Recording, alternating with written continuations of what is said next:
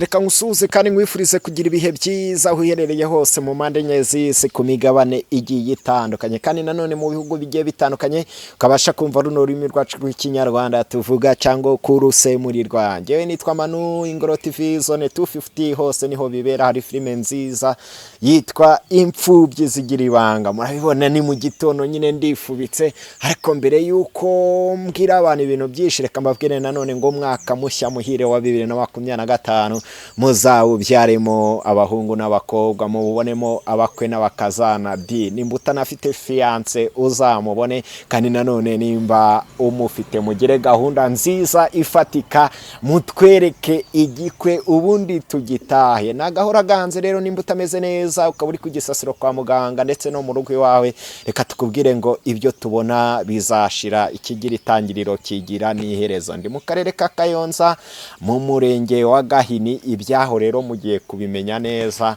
Uyu munsi nahisemo gukorera mu karere ka Kayonza, n'abantu batuye mu tundi turere muzaduhamagara mutubwiye ngo hari gahunda dufite, hari umuntu ufite ubuhamya.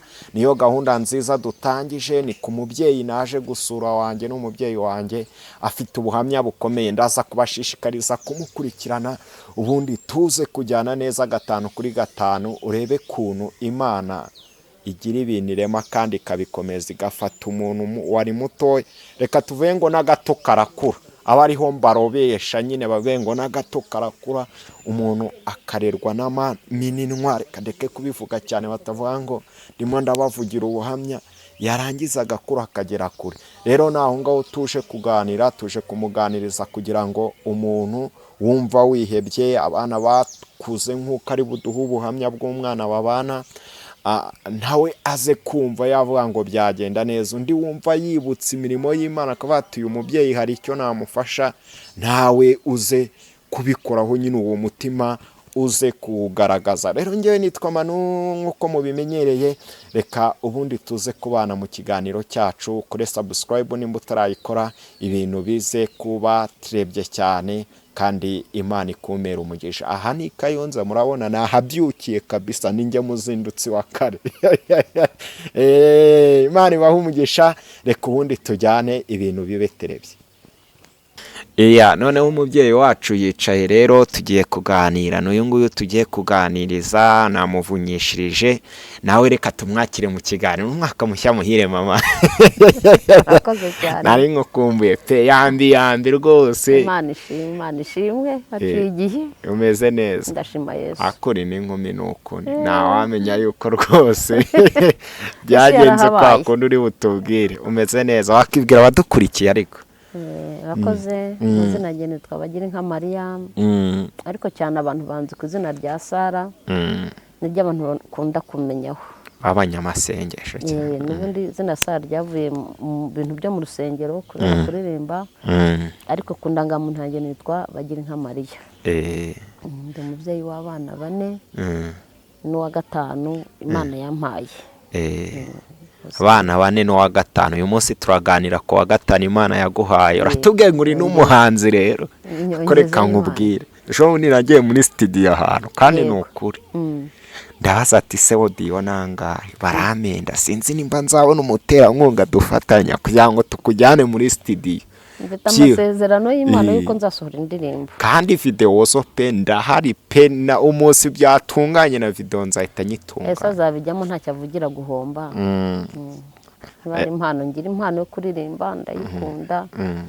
Ndayikunda kuko ifasha. Turirimbiye y'indirimbo k'abantu waturirimbiye y'indirimbo imwe byonyine yawe gatoya, agace gato. Gato. Hari izo mu gihe cyatambutse aho uherukira, hari n'ubu ngubu. Hora wandika. Emva niko Imana iganira nanjye, mugana nanjye mu ndirimbo nkabyumva cyane bikamfasha cyane. Hanyuma rero ubu ngubu harivuga ngo hanga amaso yawe ku musaraba, utegereze gutabarwa n'Imana. Nubwo Goliyati agukanga cyane, humura haracyariho gutabarwa. Hanga amaso yawe ku musaraba, utegereze gutabarwa n'Imana. nubwo Goliyati agukanga cyane, humura haracyariho gutabarwa. Iratabara, Imana iratabara, Haleluya. iratabara, ntawe isabye ijambo kuko ariyo nyiri ijambo. Yatabaye Abisirayeli, Farawo arashoberwa, yashekeje Hana mu maso ya mukeba. Iratabara, Imana iratabara, iratabara, ntawe isabye ijambo kuko ariyo nyiri ijambo. Yatabaye Abisirayeli, Farawo arashoberwa, yashekeje Hana mu maso ya mukeba. Amen, amen, amen. Amen. Ya tuzaririmba twaje kuririmba Tuzaririmba, neza. izatugirira Hari neza. n'umuntu aho ati reka rwose uyu mubyeyi twihebye. mutera inkunga agiye muri studio uzamuceho araza gutanga nomero ya telefone. Ntabwo twihebye. Uyu ntajyaga nkunda gukorera umugisha ku bantu tugiye kuganira nk'abasengera, ariko reka uduheshe umugisha kubyiyumva mu dusengere kugira ngo ikiganiro abantu baza kugikurikirana bakirangize kandi baze kunyurwa nacyo, baze kuryoherwa nacyo. Yego, Mana nushimwe kuko uri data twese kandi mwiza.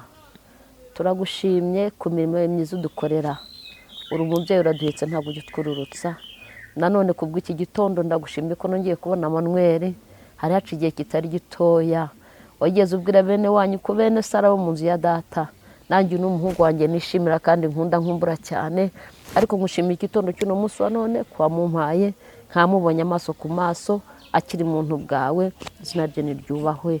Ndagushimye rero kubw'uyu mwanya tujye gufata kuganira.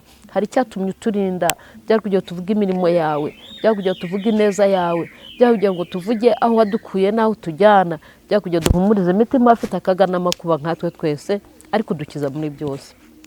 Arakoze igitondo cyiza, ibi biganiro n'uzubibemo kandi ababireba n'ababyumva. Harimo imfubyi, harimo abapfakazi nkanjye, ariko Yesu tugufite nka se w'imfubyi ukaba umugabo w'abapfakazi. Nubane natwe muri biganiro, ubuntu bwe nubane natwe mu izina rya Kristo Yesu umwami wacu. Amen. Amen. Imana iguhe umugisha. Umugisha n'abanyumvise.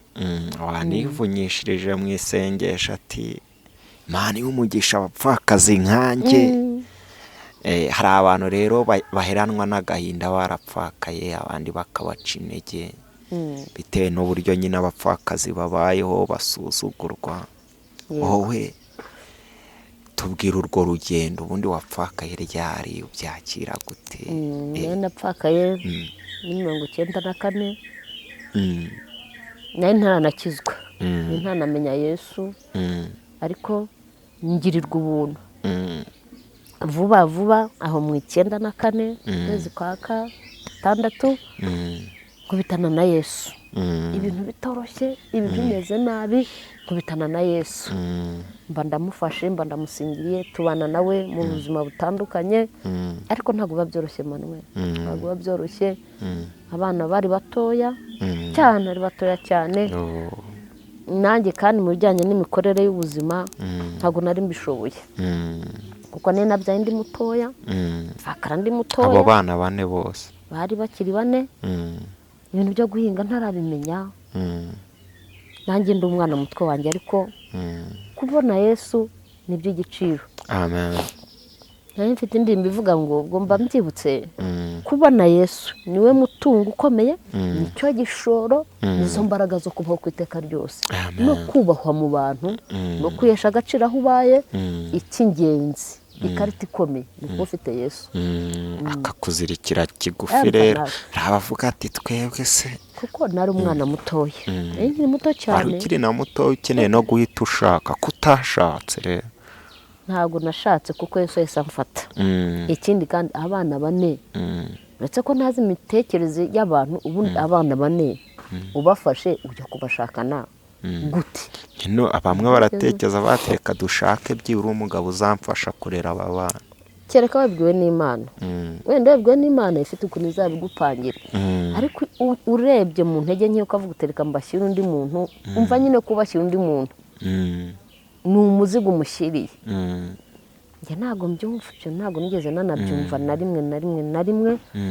Yesu yaramfashe numva ngiye gutegereza Yesu, cyane ko twumvaga turi bite tujya no mu ijuru, ariko iyo muri icyo gihe abantu buzuraga umwuka wera, kandi reka byari byo nijoro abantu bari barituyemo batuye mu isi. nta mugani w'Abaheburayo ngo baribonaga nk'iribegereye, twumvaga dushaka ijuru. ukaryama uvuga uti nindyama uko biri kose burajya gucya Yesu yaje, bwacya ntiturambirwe, nabwo ukavuga uti burira Yesu aje. nuko twari tubayeho, ariko uko iminsi igenda yicuma, igenda hazamo ibindi bintu, hazamo za mituweli, hazamo ibindi bintu bidasanzwe, tubona mwene Mariya ntatebutse. na bya bindi bavugaga abaganura ataho ifaranga rimwe abantu bagiye kuzajya wana amafaranga kugereho, ibyo babivuga hano muri Gahini. Rero haje ububyutse bukomeye. twumvaga tuzaba twaragiye mu ijuru, ibyo bitaratureba. twumvaga dushaka ijuru, kandi dufite itsinda ry'abantu bashaka ijuru. ubwo tukaba muri bamwe mujya bavuga ngo bagiye gutegereza Yesu ku musozi. nawe wubarimo twagiye, ariko twakoraga ina, ariko dushaka Yesu. twumvaga dushaka Yesu, ibyo kumva guhinga n'ibiki twarabikoraga, ariko bitari cyane. ibyo mwiteganyamigambi uti ndahinga wenda ejo nzaba nagiye, nuko twari tubayeho. hano muri Gahini n'ububyutse bwari buhari. bwari buhari. icyo gihe abantu bose bari bafite ububyutse, kereka abatarigeze bamenya Imana. nagambiriye ko ndi busure ku rukuta abantu rw'umwuka wera, ahantu umwuka wera yasatuye yamanukiye. umwuka wera arakora nyine, neza ngo abantu buzura umwuka wera, abantu ntibajya babyizera.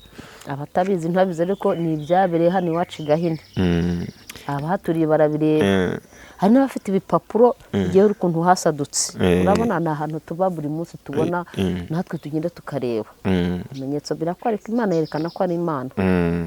hoya nibyo, reka twikomereze rero urwo rugendo kugera uyu munsi nirwo nshaka ngo ucagaguremo mu minota mikeya, ubundi urabona avugiraho b'abana bane gake gake, ubundi tuze kuvuga ku wa gatanu ari nawo w'ingenzi. mu ncamake urugendo rw'ubupfakazi ni rurerure. udafite Yesu n'ibyo yambwiraga byo kujya gushakana abana, umuntu ahita yumva atazababasha, akumva atazabashobora. ikindi kandi abantu impande n'impande baba bahari, ngwino tugushake, n'abashaka kugusambanyiriza ubuntu baba bahari, kuko babona usigaye uri wenyine, bagashaka kugusuzugura. ariko iyo wamenye Kristo, aguhesha agaciro anakubahisha, aguhesha agaciro akanakubahisha, n'umuntu kukora mu maso akabona ko adakwiye no kubumbura iryo jambo iruhande rwawe. iyo uhesheje agaciro, perezida wacu niwe uvuga ngo iyo uhesheje agaciro n'abantu barakaguha. mu rwanjye ruhande rero numvise ngomba kwesha agaciro. umuntu usigaranye abana, umuntu ubyaye nkiri mutoya, numvaga ngomba kwihesha agaciro, kandi Imana yaranshyigikiye manu. abo bana rero kubarera wenyine n'urwo rugendo bwati nge sinzashaka umugabo, buriya wasanga ari ufite intego yawe n'iryo sezerano wari warahaye umutware. abana Imana yaramfashije mu bihe bitoroshye, mu nzara nyinshi, mu bukene bwinshi bushobotse. bakura uko bidakwiriye, ariko baranakura. ntibiga neza, basoza amashuri, bamwe bagenda bacikiriza. hari n'uwaviremo hariya ugiye kureba ibitangaza, yavuyemo atarangije kwiga, ndajya kwiga, ikarambi nayo ntiyabisoza, ariko baraho. Imana yarabakujije, bari mu ngo zabo, barabyaye. ngeze mu buzukuru 14. ejo bundi kuwa gatandatu nabonye wa 14. ufite abuzukuru 14? ntawabimenya koko kubyara uri mutoya. hanyuma ndambikeho ibiganza mu byarira kozukuru nyine. ugomba kumubyara mu izina rya Yesu. amen. urugendo rero nabwira abapfakazi muri make kwihangana. komera muri Yesu umuntu wenyine ntabwo yabibasha. kwegera Imana bagasenga, numva atabishoboye akareba mugenzi we ku ruhande usenga akamufasha. iyo niyo ntwaro umuntu agenderaho. kandi koko nibyo ngo hari n'umutambyi w'umukobwa ngo nawe yapfakaye, ngo amaranye n'umugabo imyaka 8. Ana bitaga Hana, ngo ategereze umwami Yesu. Ana ntabwo ari Hana. Ana yabaga mu nzu y'Imana, yibanira n'umusaza Simiyoni. yiyemeza buryo umuntu agomba kwintego mu muntu. rega Yesu akuzirikira kigufi n'ibyo byose akanagufasha. ariko ntabwo biba byoroshye. Abana narabareze ubwapfakazi nabo ntibihangane bakunde gusenga, njya mbabara cyane, njya mbabona kubera kudasenga ugasanga umupfakazi yaratoromye araba mu kabari ku manywa na nijoro. Umupfakazi imyaka 35 nabo babaho za 40, ugasanga ari kumwe n'utwana tw'imyaka 13 tw'imbobo zo mu cyaro ahirima mu maburodire. Rero birabona ugasanga mutakarije agaciro n'icyizere. Nkababara ngo Yesu nabaroko n'abatabare. Turaje rero tuganire kuri uwo wa gatanu Imana yaguhaye gitangaza. Ububonye wa gatanu uri umupfakazi na bandi buriya wari utagishoboye kujya sabura twaba kutari ubishoboyera. Yesu aranshoboje uko bikwiriye. Yaje guterera uwo wa gatanu wamukuye mu nda byagenze gute? Ni impano y'Imana, ni inyungu y'Imana ko giye ubwanjye namwise umuhire benefice. Benefice se bivuge urwunguko, wenda ntuzi igifaransa ngo benefit. Nundi ni mu cyongereza ni benefit, igifaransa ni benefice, urwunguko. Namwise umuhire benefice kuko nese numva ari inyungu Imana impaye. Umwana rero uko namonye mu 1900 muri 2011 n'ejo bundi 2011 kabarokore bajya banguye ibyaye Imana irabikubwiye. Waba ugiye no kugira undi muntu wakira Imana ikabikubwira. Yabimbwira ko narasengaga, yarabimbwiye ko nzabona umwana, ariko urya yabimbwiye ivugira mu ibanga, ntabwo yabyeruye. Ugira ngo uzabona undi mugabo. Numvaga hari ukuntu ibintu wumva utanabyumva neza, ariko ko bivuzwe n'Imana ukumva nanone ntubipinze ugahiramo hagati. Twari ahantu Muganza dusenga, twagiye gusura uvugabutumwa witwaga Damascene. Icyo gihe twarasuranaga, aramanura arambwira ati Imana iguhaye umwana. Sinamupinga, ariko nivase umwana ukunza ko ntenda gusambana. Ubu se abana banjye kwakira bato bazamubyara, ndimo hagati gutyo mbifashe ntyo numva nabuze hande mbyerekezamo. Ariko 2011 Imana irabisohoza, mbona umwana ati mu buhe buryo. Nari mfite umwana wanjye wa kabiri twishimwe Miriam, n'umugore ubyaye 5. Ndamushingira ahantu i Kigali Kacyiru. Agezeyo namushingiye ari kuwa 6, none kuwa 3 cyo cyumweru arampamagara. Arambwira ati mate mfite ikibazo ki. Ati hano i Kigali hari umuntu wapfuye kandi yasize umwana. None byandi navuze ntabwo nari nkibyibuka, then Imana ambwiye ntabwo nari nkibyibuka. Ati yapfuye kandi asiga umwana. Ndambwira se mwana wa gusa i Kigali bicara bapfa, mu Kigali bahora bapfa, ibyo biguhangayitse. Ati rero ati ko yasize umwana, none suragiye ngo nkuri ikintu basize umwana. Nkumva arimo arandondogorera, nkumva nimbabaza zana. Ariko ndibuka nandi hari ku muharuro ndimo manura ibiti by'igisharagati, hari mu gitondo nka 4:30. Arambwira ati rero umuntu yarapfuye yaranashyinguwe ariko yasize umwana. Mva nanone simbyumva se kuba arasize umwana, ubwo se byo bihuriye hehe? Ni ko Kigali imera. Ahita ambwira ijambo rikomeye, kuko ubwo ngarutse nyuma gatoya muri uko gusenga kwacu muri bya bihe. Twarimo dusenga, umwana umwe yumva radio iravuze batanze itangazo ngo batoraguye umwana ngo ku kiraro cya kabiri kijya ku Gisozi. Ndabona hari imihanda inyuranamo gutya, ngo bamutoraguye mu gikarito. None kubera ko twabaga amasengesho tugahera ku wa kabiri tukazavamo ku cyumweru mu gitondo duteranye, ukajya unyaruka mu rugo ukareba abana ukabakora utwo bakora ugahita usubirayo. Niko twasengaga, nuko byari bibaye. Noneho ndangije ndavuga nti rero abantu baratabana, hari abantu badafite abana. Twe dufite abapastori 3, abavuga butumwa 2 n'umupastori umwe n'umukristo badafite abana.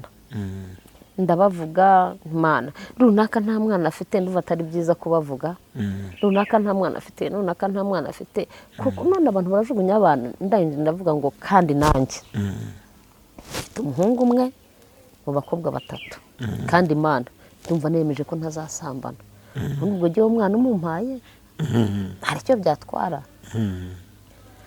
Nasomye ijambo muri Maraki ngo abubaha Uwiteka iyo babaga bateranye baganira ngo nanjye ibyo narivuze turi mu gihe cyo guterana kwera kandi turimo gusenga ngo Uwiteka yabategaga amatwi akumva gusenga kwabo. Uwiteka arabyumva abibika n'ahantu njya mbwira niba urimo gusenga itondera amagambo uvuga ushobora kuyavugana umubabaro kandi marayika arafite ikaramu arimo arabyandika ngo rero nanjye nabivuze ntyo tewe nuko nafite umubabaro wabo bene data badafite abana none abantu barajugunya abana marayika arabyumva arabyandika dusoza n'amasengesho biranarangira turanataha tujya mu bundi buzima. 2011 rero ndibuka muri amasengesho nge navuzemo ibintu bibiri nshingiye ko nabwiraga abubaha Uwiteka baga bateranye baganira igitabo cyaramburwaga kikandikwa abantu bajye bitonda byo mu masengesho Manuel kubera ukuntu twagiraga ibihe byiza byo gusenga twuze umwuka navuze ko uyu mwuka uratwuzura ubu wanjyana nko mu bazungu nko muri Amerika nkababwiriza izindi mituvuga ntubuze ko bakumva bakihana. Marayika ngiye ngabona ishyaka aracyandika avuga ati wenda sinakwereza mu mahanga ya kure ariko nzakwereza hafi. Yaragishohoje anyohereza Uganda ngenda nkora y'umurimo w'Imana ndagaruka kandi bigenda neza. N'umunsi wa none njya mvugana n'abantu baho ko Imana bagiriye neza ngo ni ibintu navuze icyo mvuga n'icyo kuvuga Imana abantu barajugunya abana hari abantu badafite abana uzi ko iyo ubabaranye na mwene so umutwaro nawe ukabushyiraho hari icyo Imana ikora muri abo bantu 3 navugaga tuvugana umwe afite umwana afite umwana pe afite umwana witwa Pasiteri Benjamin Bihira afite umwana kobwa mwiza cyane usa na se rero tumonye dushima Imana Imana yakoze imirimo n'abatarasubizwa Imana nigibafashe bahe kwihangana ubwo icyo nacyo Imana bacyumvishe ibona ko nanjye umwana mukwiye uziko navuze ni Imana nanjye nta mwana ngira usabiye abandi neza uziko nawe Imana ivuga ati ni ukuri yagize ishyaka nawe reka mutereho akantu ibona nanjye ni umwana w'umuhungu iramutegura ariko turimo dusenga nkiyumvamo ko nanjye numva nzamubona numvaga nzamubona nkumva nzamutoragura nk'ahantu ari mu byaha bye nuko nabitekerezaga koko Imana yarabyanditse nuko umwana rero amaze gushaka 2011 Kacyiru yari yashatse ampamagara mukere mu magambo ati mama ukuntu gutyo hano hari umwana akarenye narapfuye ariko ijwi ry'Imana ringarukaho mpagaze hariya ku muryango hari mama twari turi kumwe yari yaje kunsura numva simbyumva arambwira ngo mama ntiwavuze ngo uwaguha umwana washima Imana mpita nibuka ko ibyo bintu nabivuze turi mu masengesho bingarukamo ariko numva ngize ubwoba ndinde nko gutunga umwana ko nanjye ntariho mu by'ukuri naryaga nciye inshuro nubwo byari biri gutyo nafashwaga nanjye n'abandi bantu bo dusengana ku byo nabaga ntashoboye baramfashaga ariko Imana ntibiyibuza gusoza isezerano ryo kuko ifite ukuntu izabigenza ubonye atari umuhungu mwiza umwana amaze kumbwira ngo ntiwavuze ngo wazaga umwana ukirerera nibuka ko ibyo nabivugiye mu rusengero muri ya masengesho numva umutima wanjye uragarutse ariko mitanone niburanya avuga Mana se koko narabivuze ariko reka nongeye nshyira kandi kamenyetso nka Gideyoni wavuze ngo ubwoya ni butote ngo havemo amazi yakamurwa ku mbehe ubundi ati yumva ntanyuzwe rimwe kaba Imana igivuga ntitubashe kumva ati reka nongere ngerageze Imana noneho nibureke gutota bukakare bwume bukakare nawe navuga ni Imana kuko noneho nibutse ko ibyo bintu nabivuze ariko se navuze ko nsaba umwana w'umuhungu nisanga atari umuhungu ndamenya ko atari we Imana irumva mpita mbaza umwana nose umwana n'umuhungu arambwira ati ni umuhungu ijwi ritari nsanga mpagaze imbere y'inzu hariya ngo ntiwavuze ngo nzaga umwana wirerere ngo ni uwo nguwo ako kanya mpita numva muri jye nuzuye urukundo, numva nuzuye umunezero, mbese nk'uko umubyeyi utwita umwana we aba avuga ati saho kujya ku materinete kubyara yageze, niko nanjye muri jye byari bimeze. Numva urukundo ruranyuzuye, numva ruranjengereje, kandi se ruranzengereza ngira iki? Mfite n'itike yo kujya kumuzana, mfite icyo nzamutungisha se?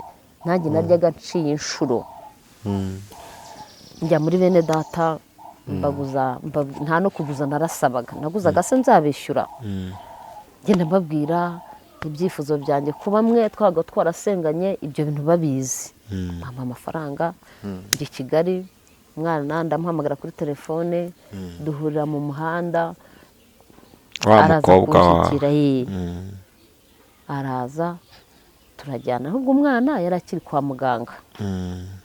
Muri make umwana mama yaramubyaye, mama we ngo yari Kawangire, aza kumubyara i Gahini. yari no w'Ikayonza iri Kawangire. Ibintu by'Imana birazenguruka ariko bikagera ku ntego. Ni ukuri abantu bajye bihangana, yari Kawangire ariko sinari mbizi.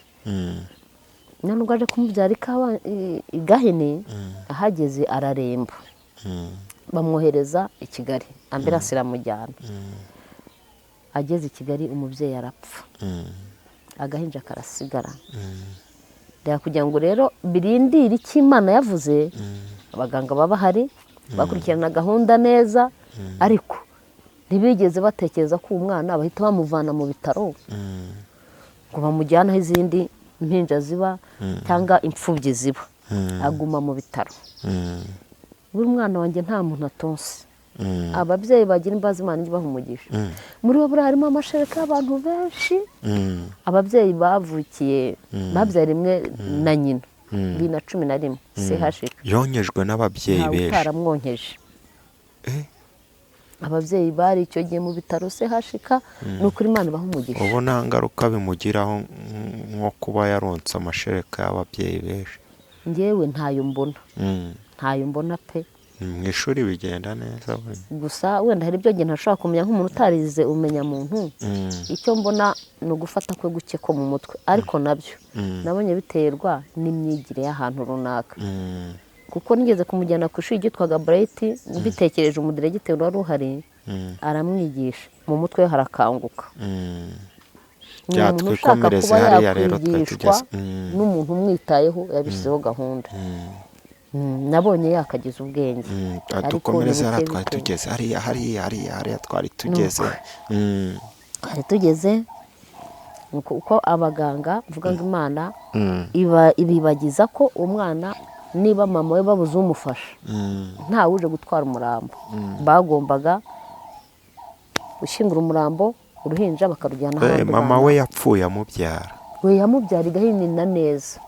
Nuko umwana nawe mu butabazi bwe, ngira umwana ukunda kugira imbabazi n'umutima w'urukundo, ambwira ati Jeff, atereka mpamagare mama, ariko ati nibutse ko ajya avuga ngo wamuha umwana yakwirerera. Ubwo ntumbaze ukuntu yabyibutse, ariko Imana irakomeye. Uzi ko ibika amadosiye kuruta uko abantu bayabika. Imana ibika dosiye. Arangije arampamagara, arabimbwira, ndabyumva, Imana iranabinyibutsa. Maze kubinyibutsa nahise numva bingiyemo, numva umwana abaye iwanjye, mfata gahunda nabivuze yo gushaka ukuntu nazagera i Kigali. Ndi umukene, nta tike, nta biryo, ariko mfite urukundo. Iyo ufite urukundo Imana ibindi byose irabishyigikira, kandi uko ufite gushaka, uko ufite umutima wo gushaka, Imana yicira inzira. Nibwo rero nageze CHK, umva 2011, isura twari dufite, ubu twabaye abasirimu. Ubu twabaye abasirimu cyane, Imana agica inzira, twambara agakweto, agatenge, turake. Ariko icyo gihe byari bikaze. Uruvu ntaryaga nciye inshuro, kubona umwenda umuhaye igitenge cy'umutuku ndakampa ikanga nkarenzaho, ntabwo byari byoroshye. None birebe ntungutse CHK, kandi ndi umuntu uje gusaba umwana. Ndi umuntu uje gusaba umwana. Ngerayo, umubikira arandeba, wari uhari w'umuganga, naho yari yambaye nka kibikira, niba ari imirebere yanjye y'icyo gihe. N'ubu nibwo njya nibaza ko umubikira n'ubuganga ubundi birajyana.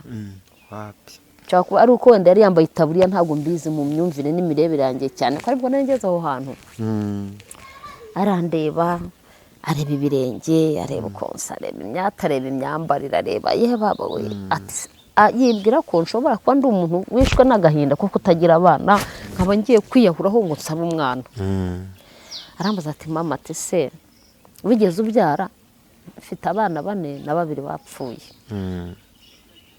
yumva icyo si cyo ati none se wabitekereje ute kuza gufata uyu mwana ndamubwira nti rero njye mfite umutima w'urukundo nk'umunyarwandakazi mfite umutima w'urukundo nta kindi kintu mfite ariko mfite umutima w'urukundo arandeba aranyitegereza yakampaye ndagafite ajya arany'itegera nkakareba mfite urukundo rwinshi nkareba ukuntu kareba none uko kashonje ukabona amaso yako ameze nkenda gutaka ariko ibyo sinabirebaga ibintu birimo urukundo uziko iki butakibona Imana imbuza gutekereza ingaruka zo vuga ngo uyu mwana yaba afite wenda uburwayi uyu mwana azamujyana akampfiraho sinigeze ibyo mbitekereje numvaga umwana wanjye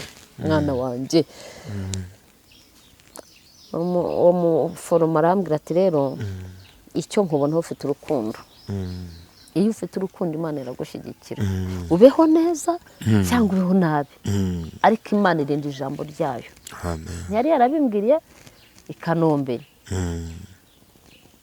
irinda ijambo ryayo ngiye arambwira ati rero ni byiza watekereje neza kuko iki gikorwa utekereje gihabanye nuko dufata abana tukabashyira mu bigo by'imfubyi ugiye kumurera aba ari umukozi ntago aba afite umutima wa kibyeyi aba ari umukozi yakora amafaranga amubwira uko ashatse amufata uko yiboneye ariko afite umutima wa kibyeyi mbona no kubwira abaganga ko bakwiye kugira umutima w'urukundo ariko iyo baba bagira ubuntu Imana ikabaha ako kazi babikorana urukundo umuntu wese atangiye serivisi abikoranye urukundo Imana izamuha umugisha ko abantu babikora nta rukundo bagakurizamo umuvumo sababona abantu barabaganga bakaba barabaye inzererezi barabarimu ukora kudaha ibintu agaciro bakaba barabaye inzererezi akazi Imana ihaye umuntu ajya agakorana urukundo cyane ajya agakorana urukundo nibwo Imana imuha umugisha n'abafashije bakamusabira umugisha Imana kuko ikawumuha uwo nubwo muganga yambwira ati ibi bintu byawe ufite urukundo aharari babona rwari rwanyishe rungurumanamo kandi akanyigabona kari kuvanye Kigali biragaragara ko byari urukundo nuko mbona ari mwiza cyane mbona nusa nawe urukundo ruhishira impamvu n'ingaruka nabonye ku ifoto mwenda no gusowa yango nuwawe neza namwonyeje Imana y'amashereka ko aya mashereka uramwonze yamaye amashereka dukure se hashika rero wamuzanye ubundi duhite tujya aho ngaho n'ubundi niho tugeze bamuzanye baramuguhaye biciye mu nzira zigoye kagarambye ati umwana ntago duhita tumuguha afite ikibazo cya infection kuzimbura se infection ubwo ndazizi ko nibera mu rusengero njya mu mwuka bya infection byari byo tereka ati ntago tumuguha uzagaruka nyuma y'iminsi 10 ahita abona ndijimye mutima ngo ndasubirana y'iki ukajya horo nabyaye atuzagaruke nyuma y'iminsi 10 ariko nkatekereza n'itike nayibonye nsabye abantu nzongera mbabwiye ngo ikintu bazajya no guteka imitwe mfunga umwuka ndataha ariko ngenda mbabaye ndushaho no kubisengera uko burya nabonye hari igihe Imana igufiteho isezerano wagira intege nkeya ntirisohore kuko iyi si dutuyemo n'iki kirere n'ikimyuka mibi igenda itangira amasengesho yacu ndetse n'ibisubizo byacu naraje ndushaho kugira imbaraga ndushaho kugira umwete Mana mpa amafaranga koresha abantu bamitike njye kwizanira umwana yari uwanjye mu buryo bw'umukane namuhoje numva ari uwanjye iminsi 10 irashira subirayo agiye baramumpa pe ntabwo bahise bamumpa ntabwo ari bamumpaye iminsi 10 yashize ntarabona itike noneho wa mukobwa wanjye wambwaye makuru ikintu yajyaga akora hari akantu nakubwiye ko Jeff yaje gusura mugenzi we bakamusigira uruhinja yagumanye narwo mu bitaro ako nakarenze kugira ngo njye kugera uko nagiye kuzana umwana barambwira ati guma mu bitaro umwana avurwe akurikiranwe ibindi uzirwarize. Naho nyina w'uwo mubyeyi ngo yari afite ikibazo cy'ubwandu, nzi ko batabinsobanuriye ko iyi Imana irakora, nzi ko umwana wanjye ari muzima, umuhungu si mwiza, nta bintu by'uburwayi ntaki, kereka ibicurane nk'uku ikirere cyahindagatanye, ni muzima kuko namupimishije inshuro ebyiri Gahini n'iyindi mu Kigali, ni muzima 100% umwana wanjye. Naje gusanga rero nyina yari afite ikibazo, aricyo cyatumaga bambwira ati gumana umwana hano tumukurikirane. Barango wavuwe n'umuzungu amutanga amadolari menshi yo kwishyura n'ibitaro menshi. Noneho wa mukobwa wanjye ntigeze abo umugeni, yakada yahise atangira kujya agemura CHK, agenda azana utwenda afura mu rugo asubizayo, ajyana icyo kurya, nuko buri munsi nuko yabagaho, igitondo n'ikigoroba. Yitwa Ishimwe Miriam, nuko yabayeho.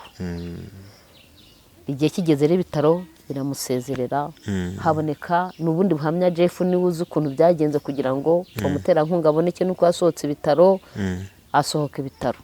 Ni umwana w'umusore aba muri geto, asohokanye uruhinja, baza atararushyira hehe, nawe byibaza rero Emmanuel yasohokanye uruhinja ntarushyira hehe ariko mu bitaro yarakareraga, akabana nako, akagaheka, akazembagiza. Ababyeyi baramufasha, hari igihe mvuga nti uwandangira abantu bari mu bitaro, bari mu maternité 2011 bari kumwe na Ben, nkabarira mu maso ko ubu hari abajya bicara batari ko bati hari umusore bakavuga nk'ubuhamya bw'ibyatambutse ariko batazi ibyakurikiyeho. Hari igihe bagukurikirana muri comment tukababona. Abana bose bavutse 2011 bakavukira muri CHK. Umwana wanjye banyitaga bebe Uwamwezi Janvier. Ni umusore disi, ni umusore. Njyavuga nti ubu cyambwira amateka ko bayamenya bati, bayamenya bate ngo bamenye ko abantu bose bagize neza. Ishobora gutrendinga rwose ugasanga abantu bayikunze. Ababyeyi babyariye CHK 2011, Mana yanjye mu kwezi kwa gatanu, ni kwa gatandatu bari bahari nabo bamazemo iminsi. Njya numva mbakumbura kuko bamfashije umwana, imyenda, ibyo kurya, Mana we, za nido. Nuko ubwo rero Manuel Bambe uwo muhungu wanjye Jeff, niko umukobwa wanjye yakoraga agemura, gutaha bibaho. Umuhungu arashoberwa, nta kindi cyakozwe, umva byari bikiri mu cyumweru cyabuki ku mukobwa wanjye, ariko ntacyo yigeze agira. Yavanga Imana izamuhera umugisha, n'umugabo Imana ibimuhera umugisha. Ibaze ko ubushatse umukobwa agahita azana impinja, uruhinja rukarurira mu nzu. Kiringa yebonye avuze se aba bantu bakoze ubukwe bafite n'agahinja ku ruhande, ubundi byagiye umva byari ibintu bidasobanutse. Umwana abanza kujya ku mukobwa wawe, yahise amutwara, abana nawe. Nagiye kumufata, byari byarakize. Nagiye kumufata, ariho mufata i Kigali kwa mukobwa wanjye, niho yaturutse. Ndamuzana rero, numva nishimye, Mugezi Kayonza, numva mbaye nk'usaze. None ngaru bya byishimo bisa n'ibivangiye burundu, numva mbaye nk'usaze. Nabwo ubundi nigenzanye nakwitekereza uko gusara bitagomba gutoragura amashashi, nakwitekereza ngewe Sara nigenzanye umwana, nzamugaburira ikizi, nzamuhikiza. Numva mbaye nk'usaze, navuga nti hoshinda birose umenya atari byo, nimenya mbirose atari byo, ariko nakwikomeza nkasanga niko kuri. Umva ijwi ry'Imana rimwe riti nzagushyigikira, nzabana nawe. Imana itinyigisha ubwenge bw'uko umwana azabaho.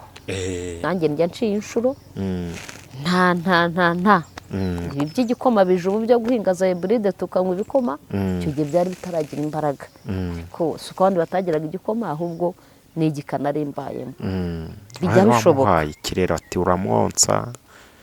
Naramuzanye ijoro rya mbere ndamurana, bari bamuhaye nido, ndayimuha, kakanywa vuba vuba, kakabira icyuya, kagatemba garangayo karapfuye, ko sinasinziraga, nicaga nkomanga ngero karapfuye. Ndamuzana, mbona ako nageze ndabanza ndwana natora umuze mbwira ngo abantu mu kazi kabo bakwiye gutanga serivisi neza.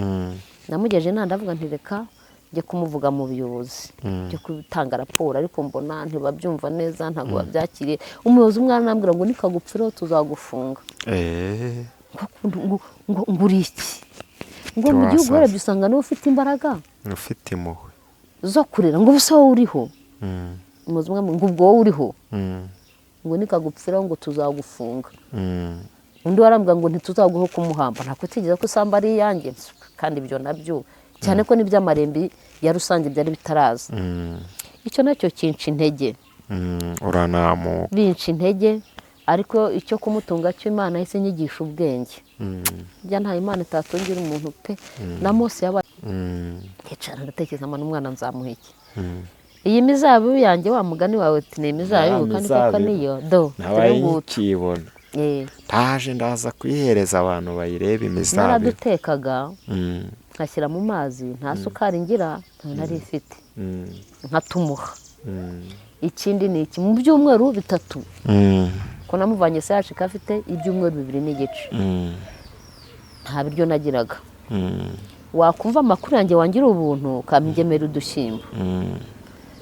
nkaduteka ngo nanjye nkaboneho rifute nkaturya ariko amaminwa n'agaciro nkayaha gahunda nkayashyushya sinyavane mu gasafuriya njya nyasuka muri ka gakongoro wari ufite agakongoro ushyiramo abantu b'i Kigali bari baramuhaye bibero ayashyiramo nkayamuha nkayamutungisha mu gicuku ariko nubwo nyamuha mu gicuku sindi buyashyushye nta teremosi ngira ni ikizira nta teremosi nakujya gushyushya kandi icyo gihe twacanaga n'ubutaramanwe ibyumweru 2 n'igice atangira ku maminino akonje hubwo ya mu gicuku akimana kwirera ariko bamara gukira bakigira ukuntu reka nkubwire ejo bundi sinzi impamvu narimo ntekereza ngo umuntu najya gutekereza iyajya abantu gahunda bafite no gutekereza iyo bajya agatekereza imbere cyane ariko nabanza atekereza iyo yaturutse atekereza iyo yaturutse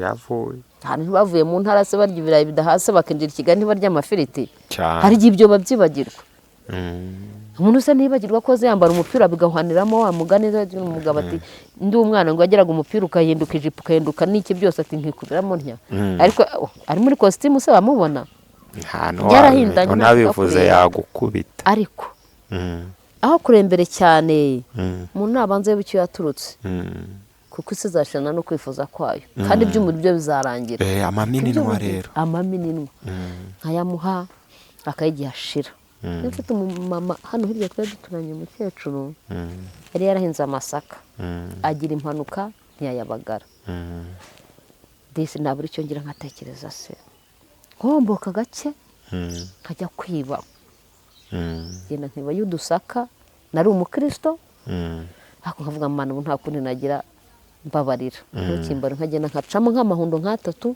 4 nkaza nkasekura nkakamuruza akayunguruzo k'icyayi nkashyira muri ya bibero ayita inkamure ndumva ubizi inkamure ndahizi ubwo iryo joro rikabarira Imana kurera iryo joro rikabarira keye bwacya nkashaka ikindi kintu nkora nari mfite ibiti by'amapera n'ubudore birahari nkayahekenya njya nyahekenya inshuro imwe yamweshaga bibero ubundi nkashyira mu kanwa ko nanjye ndavuga ngo ntabyo niba ari umumbati natetse uvanze n'iteke uvanze n'idegede nkabicakanga mu kanwa kanjye ukabimushyira mu kanwa nkiga hari igifaransa bari batwishe ngo article 15 niko umwarimu atubwira ingingo yo kwirwanaho na article 15 ingingo 15 yo kwirwanaho nkabihekenya nkabinoza mu kanwa nanjye nkashyira umunwa wanjye kuwe kakamira nkabona ko akabondo kaje nkahita ndenzeho ya maminwa cyangwa kaga kamunenwa nkafite byaba ntabyo mfite amazambuto kano kazabibu nigeze kuzura kama karyoha kubinjya nkakumva nkamuhiza imbuto nkasimburanya nkekenya amapera Imana ibaze urubuto rw'ipera rucitse mu kanwa k'umwana nkayahekenya kubyo byose nabikoraga ndi muzu niherereye ko abantu bazaga kunshungera ngo baze barebe bavuga ngo n'umwana we rimwe bakaza baremeze nkaza nshuti zo kwa Yobu bataje kunsura ahubwo baje kuzagenda urebe umwana we nanjye iryo banga ko narinzi nkabikorera mu nzu nabaga ndi mu nzu niherereye nkahekenya imizabibu bamba amapera nkayayunguruza ururimi akamira utuzi twayo twari tumeze nk'umwana w'inyoni namukoza ku munwa ahita amenya ikibaye akamera vuba vuba nuko nagiye mutunga uko iminsi iciyeho nkabona akana kanjye karakura. Najyaga ngira inshuti, hari mama umwe nagiraga yitwaga Mariya Mukankuranga, niwe muntu washe kubona muri icyo kigeragezo. Ubwo biri gutyo n'ab'itorero barampanye wa mugani wa Pawulo, baranagucaho, ab'itorero baranciye, barandika, bankura amaboko, mbura umuntu mvugisha, n'abazaga babaga ari abantu baje gushungera no kureba, ariko mu mama aramfasha. Nigeze se ndeka umurimo w'Imana ubwo meze bityo cyane, ndakuzi rwose, ntabwo nawuretse. Naragahekaga nkatwikira cyane, nkajya mu rusengero, ntibari barampagaritse se, nubwo mva ngo bari barampagaritse, baguhora uwo mwana kandi ngo ni uw'umwana wanjye. wumvaga ubabeshya, nkabaha n'ibimenyetso ntibabyumva. Ariko iyo uri umukene ntabwo wumvwa, n'ukuri k'umukene ntabwo kumvwa, ariko wajya bihangana, Imana igera ikitamura ikisobanura. Si uko umwarimu umupasiteri wanyigishaga yari Kawangire, uwo mwana yaturutse, nari mfite impapuro CHK bampaye, ibyo byose narabyerekanaga, ntibabyumve gusa kubera ko ndi umukene. Kareka tumuce, nituba twaramuhagaritse ntacyo azagira dusaba. Buri icyo naje kubonamo nyuma bitinze, Satani arimo kundwanya kugira ngo ncike intege, kugeza ubwo umushumba umwe yampamagara ambwira ngo niko ngo uyu mwana ngo uteje ikibazo, ngo washatse ahantu umushyira. Mushu shaka ahantu ushyira umwana, nawe uri umubyeyi ari nkawe, mbwira ahantu namushyira. Yaramaze kugira nk'ukwezi, shaka ahantu namushyira, hehe. Umwana namuvanye i Kigali, ubwo yari yantumiye mu biro kuri paruwasi ngo nisobanurire, ngira inama nk'umushumba, umwana namushyira hehe. Andangira umubyeyi mwe ngo nagenda nkamuha, ariko urumva iyo bishoboka niho kumva ati genda ushake ukajugunya, nta gikurikirana, ntaki, ariko Imana irarera. Njya mbyibuka nkavuga inama z'abantu benshi nta mumaro. Warebera inyuma ukuntu umuntu akorera umujyanama, umwana arakura, umwana arakura, Satani arimo kurwanya kugira ngo ncukubire n'amasezerano y'Imana. Ubundi icyo sigaye mbona, umwana arakura muri ubwo buryo, amaze kugira amezi 7, za vitamine zose za ya madegede n'amateke n'amapera n'imizabibu byose, n'amapaperi naribonaga nari nombaga bikanya, n'agakamure ko kagira akamaro, nkamuhesha akayiko. Yaramaze ku mwana mwiza we, ndamufite mu mafoto, igihugu kiza cyane, afite umusatsi, afite fuvara, afite ibyoya. Mu rusengero bamara kubona yuko bibeshye, ntageze aho barambohora, kuko ibyo bavugaga batashye ubukwe, Imana isobanura ibintu, batashye ubukwe bw'undi mukobwa ku rusengero rwacu, bahuriye n'umukobwa wanjye yabutashye, afite inda ari hafi kubyara, abura nk'ukwezi kumwe cyangwa 2. Ariko mu byo kwa Sara uko bituyobeye, batubwiye ko uyu mwana ari uwe, none se ubu nibwo baje barambohora. Umwana wanjye amaze kuba umuhungu mwiza, uwo yakoraga wese, hari abibwirizaga bamaze kubona ko ari ikinyoma. Hari umubyeyi witwa Kakiza, uko aje gusenga yanzanaga biswi, umwana wanjye nagatembana biswi mu rusengero nk'abandi bana, mva ndishi, arabizirikana pe, uko aje akamuzanira biswi akarya. Umwana wanjye nkamuheka, noneho no kumwonsa nageze muri kwa gushoberwa, kubera kurararira nkafata ibere nkari mutamika. Nyuma y'iminsi nk'ine naje gutya mbona amashereka arahari. Imana itanga amashereka, noneho hava ku nkamure n'imizabibu, mbona amashereka, kandi umvagiye ntacyo ndya ntacyo nywa, ni ku bugenge. Umwana wanjye ntiyigaga se muri segonderi, mu wa 2 yaherutsaga kwibere gusenga Monika, yigaga mu wa 2. Umwami Imana we, amashereka araza, najya mpeka umwana wanjye, namuheka afite umusatsi, ari igituku, abyibushye, ndamuheka nkumva mfite ishema, nuko Imana pe izaduhoza amarira cyane, nkumva ndanezerewe. Rega nisaba n'ukuri zaguhoza amarira, rega ntabwo waruhiye ubusa. Umwana wanjye akora cyo, banyita mama Benefisi, nibyo bazi. Gusa imbogamizi njyangiramo, agira umutima w'impungenge cyane w'urukundo. Ahora ambaza, umuntu wese abonye arambaza, ariko uriya nawe ni mwene wacu, uriya nawe ni mwene wacu, nashatse umuntu wamubera inshuti nuko nagize nkakubura buriya wari wambere igisubizo cyane. ariko ndaje nzaboneke rega ni byabiye ariko reka ntacyo dukomeze bitwaye. ikiganiro. hari abantu Imana iri bukore ku mutima ndabizi neza. ashaka najya akishima, ashaka najya akanezerwa, ashaka najya akisanzura. ukaba ati byibura nanjye ndaha. none yari yarakubuze ariko yarakuze, Ngo Hari umuhungu mwiza. yabaye umusore ari mu wa nuko gatanu. primaire. Oui. Kwiga rero ho tubica ndabizi tuzagaruka, iki kiganiro kiraryoshye kandi abantu tubakurikize patitu. Sara ni umubyeyi ufite ijambo ry'Imana. uyu mwaka sinagenda rero Yarabimpaye. utabwirije abantu. isi Imana yakubwiye uzabwiriza, wasanga umunsi uri bubwiriza Amerika ukabonayo urayifashe. amasezerano yo gukora umurimo, urumva yarabanje intuma Uganda njya kubwirizayo, ni Burundi nagiyeyo nkurayo umurimo, ngiye numva nta n'ikindi nyisaba. ndabibwira muri aka gahe gato dufite k'inyongezo mfasha mukorere. nubwo insengero zakinzwe ariko ntiduhagaze gusenga. Amen. bakinze insengero ziriya ni imitaka, iriya ni imitaka yo gukoreramo. niyo mpamvu Imana yavuze ngo wanyubakira nzuki, akunze kubakira Imana ni iyihe. tugana ku musozo rero kugira ngo tuze kuganira ijambo ry'Imana. yego uyu munsi umwana yitwa Benefice. ni Umuhire. inzira y'umusaraba niko twayita, waciranyemo n'umwana. birakomeye, namwe abantu babitekereze. byoroshye. ni umupfakazi uca inshuro, mwabyumvisha. ari abantu babikuruye Imana yagiriye neza, ubu bari mu bihugu byo hanze, bari no mu Rwanda bakaba babayeho neza. ku ifoto niho turi bwerekane umwana, hari n'agahayirayiti gato twagiye ducishamo turi buze gushyiraho, abantu mwabibonye. tugana ku musozo ubu uyu munsi wa none, ahantu muba ngaha naho nahashyizemo, baraza kuhabona murebe kuntu hameze nyine. uyu munsi wa none mubayeho gute wowe na Benefice wawe? umunsi jya na Benefice mu buryo bw'umwuka turaho icyo tubaye, kandi no mu mubiri kuko mfite amasezerano ko ari cyo Imana izankorera. sincitse intege, nawe nyine urareba, ntacyo nakurwa mvuga nawe urabireba. nanabishyizemo ndakomeye, ndakomeye, icyo nkukundira ndakomeye. none se mu ijuru se waba wabizera? nta mpamvu. kwiga kwa Benefice, kwiga kwe afite umuterankungu? ntawe afite, ni ukwikora. ntawe afite.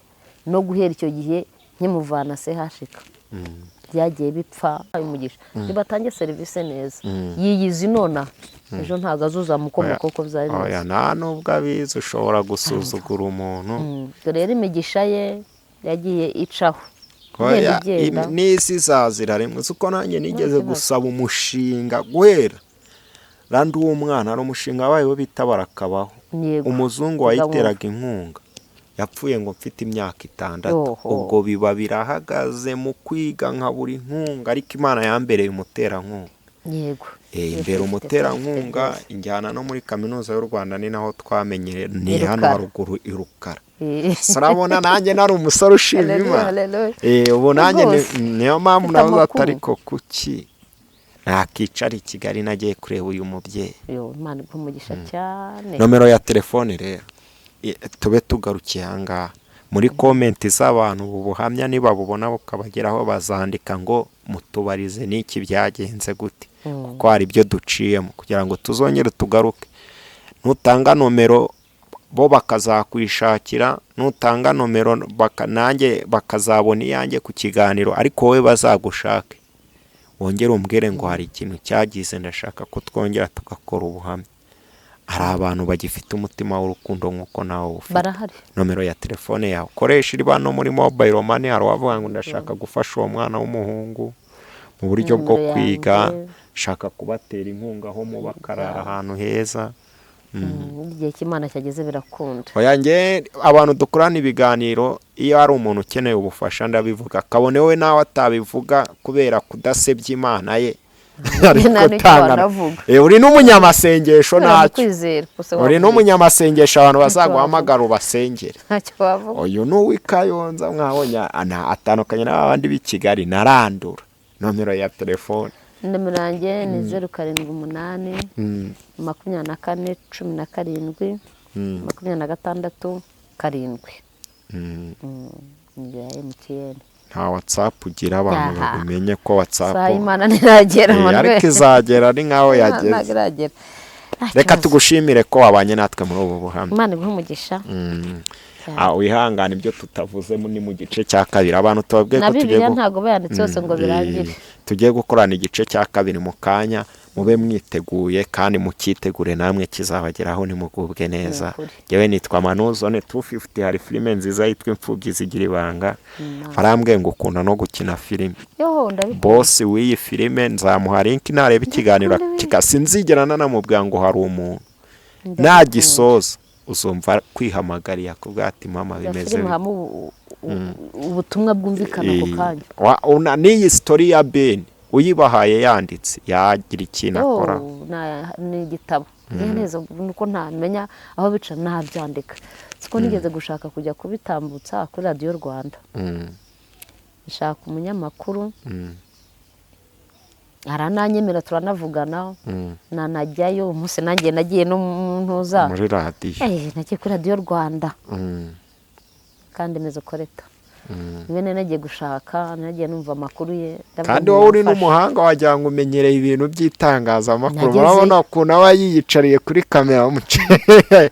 Rega turasirimutse. Urasirimutse. Ariko yasaba mu cyaro no mu mujyi. Numvaga ari cyo gihe numva nshaka kubitambutsa, numva naho muri zapfakazi, numva naho muri z'imfubyi. Nako ntago byakunze. Ariko dore nicyo gihe ibi biragera kure ndabyizeye mu izina rya Yesu. Gusa icyo mbwira abantu bajya bihangana. Isi n'isi kandi bajye bitondera ejo. Hari umugabo watugisha indirimbo muri kwa nabagamo ya paruwasi, maze iminsi nyitekereza uvuga ngo nubwo isi yambera nk'isi koko ikampinduka ikananzinukwa, sinzareka inzira nahisemo izangezaho ntazaruhuka undi. Haleluya haleluya mwami wankunze, ninyura mu rupfu nzaba nji iwawe, nifuza kugera aho uri ngo nkwirebere, iyi si ikambuza kuza ngo ngere iwawe. Nubwo isi yambera nk'isi koko ikampinduka ongeraho ikananzinukwa, nta cyantandukanya na Kristo. Ubundi ubwo nicyo cyantandukanya n'ubuntu bwa Kristo. Amen. Mfite n'amagambo y'ubwenge, iki nicyo gihe cyawe, nanjye ndazamutse pe.